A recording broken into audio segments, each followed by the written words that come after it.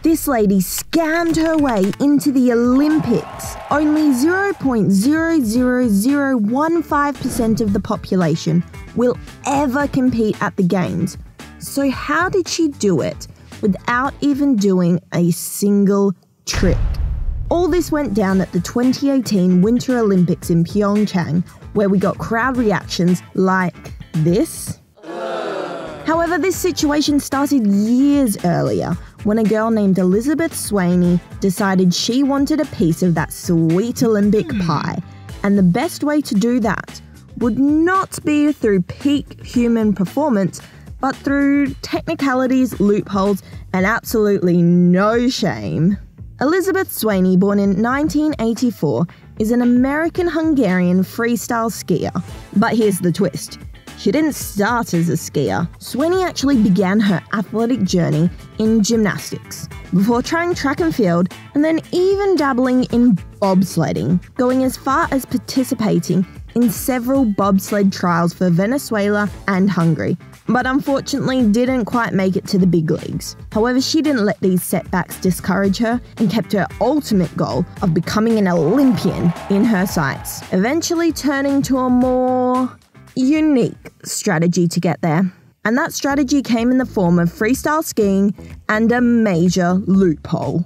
Instead of mastering the art of complex tricks and high-flying jumps, Swaney's strategy focused on the basics, consistency, and finishing her runs without falling. This is where some knowledge about the freestyle skiing scoring system comes into play. In freestyle skiing, athletes are judged on both their difficulty and execution of their tricks. However, they also have points deducted for any falls, stops, or an inability to complete the course. So Swaney jetted off across the globe and meticulously attended low-tier competitions around the world, where the field was less competitive. The key was to avoid falling and finish her runs, no matter how basic they were. By finishing without falling, Swaney accumulated enough points to meet the Olympic qualification standards. No tricks, no flips, just smooth, safe runs.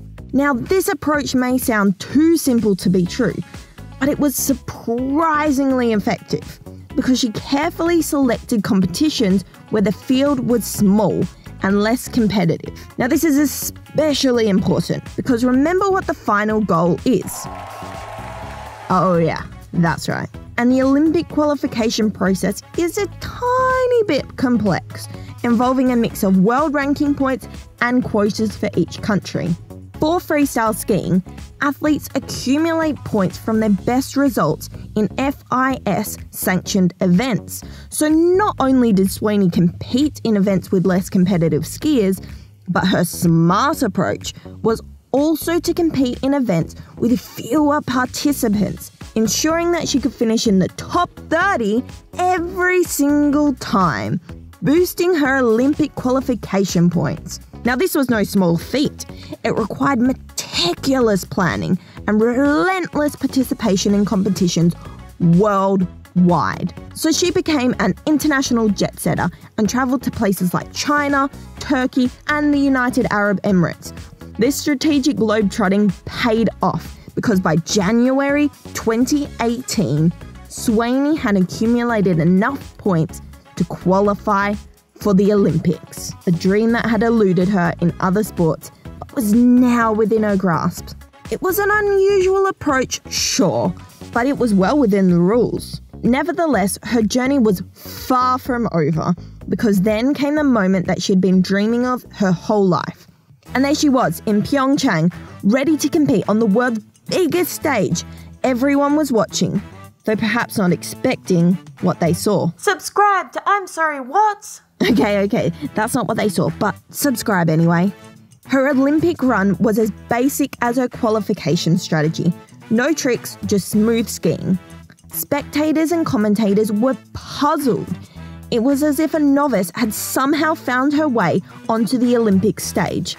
Questions swirled. Was this a joke? A publicity stunt? But Swaney's participation was completely within the rules. It was a very unusual run, sure, We're used to seeing athletes push the limits of what's possible in freestyle skiing, but Swaney's run was almost like a beginner course, and it raised a lot of eyebrows. People were asking how someone with such a basic run managed to qualify for the Olympics. Swaney finished her run without any major mistakes, but also without any tricks or jumps. She scored 30 points out of 100, placing her last in the qualifiers. But for her, the achievement was not in winning, but in competing at the Olympics and standing with the world's best. Despite the controversy, Swaney remains proud of her journey. The aftermath of her run, however, sparked global debate. Some criticised her from taking a spot that could have gone to a more skilled athlete. Others admired her determination and clever strategy. Social media buzzed with polarised opinions. The criticism was harsh. Many felt Swaney had taken advantage of a loophole and deprived a more deserving athlete of a spot at the Olympics. Yet this same system allowed her to compete fair and square, raising questions about its design and the nature of the Olympic dream itself. The Olympic qualification system is designed to be fair, but it's not perfect. Swaney's case showed that there are ways to exploit it, and it raises questions about whether the system needs to be more stringent. There's no denying that Swaney worked hard to get there. It was just in a different way? What do you think? Is it unfair to other athletes who've dedicated their whole lives to mastering their sport? Or do you see Swaney's journey as a testament to determination and strategic thinking? Elizabeth Swaney's story is about more than just sports. It's about persistence, creativity, and the desire to achieve a dream. In the end, she found a way to compete at the highest level, even if it wasn't the traditional path. Whether you see her as a clever opportunist or a controversial figure, her story certainly makes you say, "I'm sorry, what?"